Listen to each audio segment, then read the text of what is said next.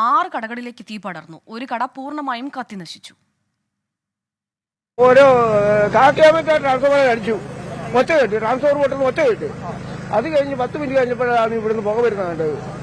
അത് കഴിഞ്ഞപ്പോൾ പുക ഇങ്ങോട്ട് വന്നുകൊണ്ടേയിരിക്കുന്നു. പുക വന്നുകൊണ്ടിരുന്നപ്പോഴത്തേപ്പോൾ ഞങ്ങൾ എല്ലാവരെയും വിളിച്ചറിയിച്ചു. പോലീസ് സ്റ്റേഷനോട് വിളിച്ച്, ഫയർഫോഴ്സ് വിളിച്ച് എല്ലാം കഴിഞ്ഞു.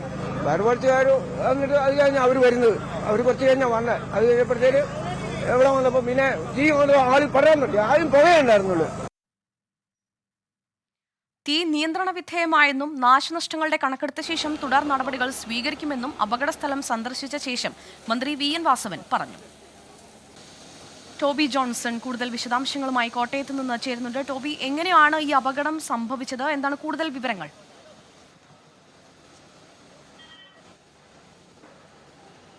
എങ്ങനെയാണ് ഇത് സംഭവിച്ചത് എന്നതിനെ കുറിച്ച് വ്യക്തമായൊരു വിവരം, ഒരു കാര്യം നമ്മളോട് എന്തായാലും ഔദ്യോഗികമായി ഫയർഫോഴ്സ് ഉദ്യോഗസ്ഥരോ പോലീസോ ഒന്നും പറയുന്നില്ല. പക്ഷേ ഈ സ്ഥലത്തിന് തൊട്ട് മുൻവശത്താണ് മെഡിക്കൽ കോളേജിന്റെ ബസ് സ്റ്റാൻഡ് ഉള്ളത്.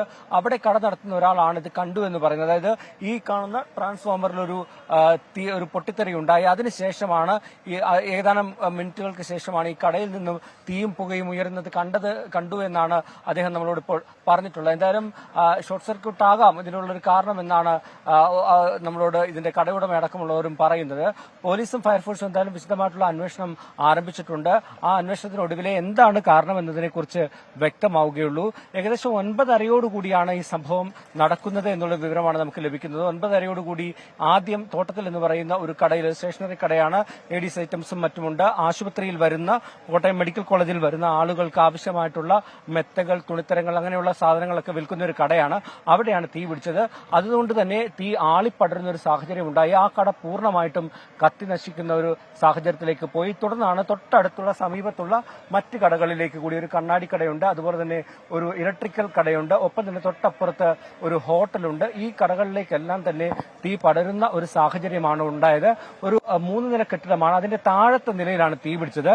ഈ മെത്തയും തുണിത്തരങ്ങളും എല്ലാം തന്നെ ഇങ്ങനെ ഒരു ചെറിയ മുറികളാണ്, അതായത് 200 സ്ക്വയർ ഫീറ്റോളം മാത്രം വലിപ്പമുള്ള ചെറിയ ചെറിയ കടകളാണ്. ആ കടയിൽ ഇത്തരം കൂടുതൽ സാധനങ്ങൾ സ്റ്റോക്ക് ചെയ്തിരുന്നു. അതാണ് ഇത്തരത്തിൽ വലിയ രീതിയിൽ തീ പടരാനുള്ള ഒരു കാരണമായി മാറിയത്.